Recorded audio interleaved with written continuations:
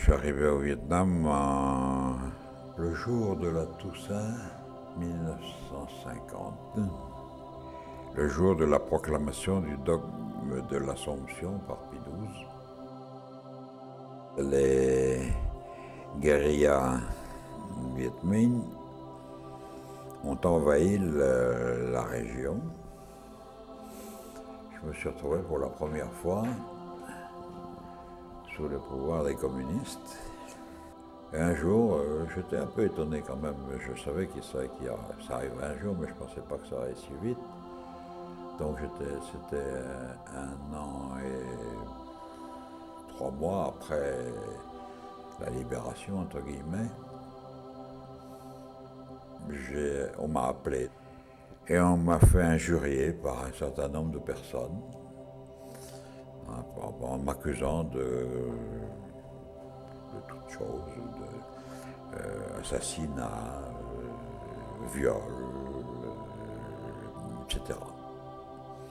Puis on m'a reconduit chez moi.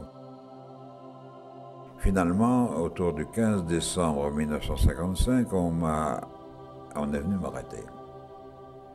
Puis je dis, c'est bon, préviens, autour de l'église. Ils sont arrivés en hurlant, etc. Bon. Ça a duré 4 heures, ils sont venus, ils ont fouillé toute ma maison, tous mes livres, chaque livre individuellement pour trouver des trucs, enfin bon. Et puis ils m'ont enlevé ma soutane, disant que j'étais pas digne de la porter. Puis au bout de 3-4 heures, ils m'ont emmené. Comme il n'y avait pas de route automobilable pour venir à mon village, on a fait la procession sur les diguettes de rizière. Il y avait un gars devant moi qui brandissait un coutelas en disant à bas le loup revêtu d'une peau de brebis. Et on m'a conduit à 10 km de là au camp de détention de ce qu'on appelait la province. Et là on m'a enfermé dans une petite maison, tout seul, à l'écart du camp. Les 3 premières semaines, j'étais attaché, pieds et mains liés. Alors, chaque jour, on venait me chercher. Il y avait des interrogatoires. Voilà, je me suis fait injurier. Bon, alors au bout d'un mois et demi d'investigation comme ça, on m'a mis dans une toute petite cellule. Je suis resté 3 mois sans rencontrer absolument personne, sauf une bonne femme qui venait m'apporter le riz 2 fois par jour. Là, c'était pas rigolo. Alors du coup, ils ont organisé le jugement populaire. Le jugement populaire, c'est quelque chose de pas très rigolo. Alors il y a eu l'interrogatoire avec ce qu'ils appelaient non pas les témoins, mais les victimes, qui sont venus m'accuser de différentes choses. C'était vraiment réciter une leçon, mais avec un ton combinatoire. Quand il y avait un gars, enfin, toi tu as tué mon fils. Et puis ainsi de suite.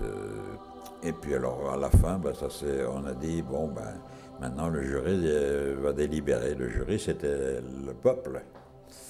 Alors, il s'est retiré par village pour aller délibérer. Et alors du coup, ben, ils ont réuni de nouveau la foule et il y a 3 porte-paroles qui sont venus proposer. L'un de me tirer une balle dans la tête, l'autre de me mettre en prison à vie, le troisième de m'expulser.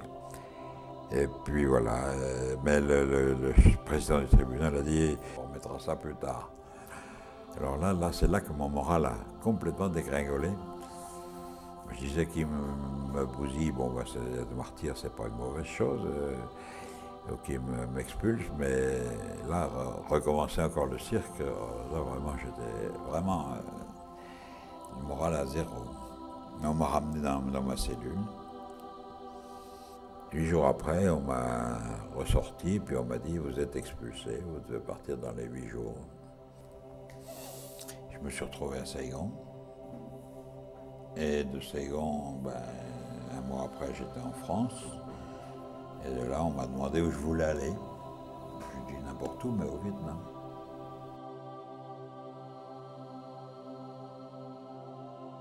travaillé là pendant 12 ans comme vicaire. Et le moment marquant, c'était 68, quand les Viet Cong ont attaqué tout le Sud-Vietnam. Et on a bien failli pas rester. Bon, il y a eu l'armistice en 73, qui n'a été observé par personne. Et puis la chute de Saigon en 75. Alors là, j'étais devenu curé. Alors bon, donc en juillet 76, on nous convoque pour nous dire que on n'a pas besoin de nous. Ah bon, on a été expulsés, il n'y avait plus aucun. Dans notre avion, on avait encore, il y avait un bon anglais, il y avait un pasteur protestant et sa femme, puis le reste c'était quelques sœurs et quelques prêtres qui restaient à Saigon. Depuis ce jour-là, il n'y a plus un étranger sur le sol comme missionnaire au Vietnam.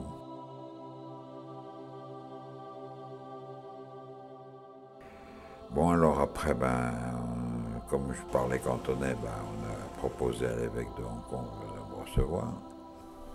Le père Gabriel Lajeune avait alors été nommé curé d'une paroisse dans laquelle il est resté 16 ans. Aujourd'hui, il continue à servir l'Église, entre autres dans une maison de retraite où il baptise des personnes âgées. À 82 ans, après une vie déjà bien remplie, le père Lajeune est quant à lui loin d'être à la retraite.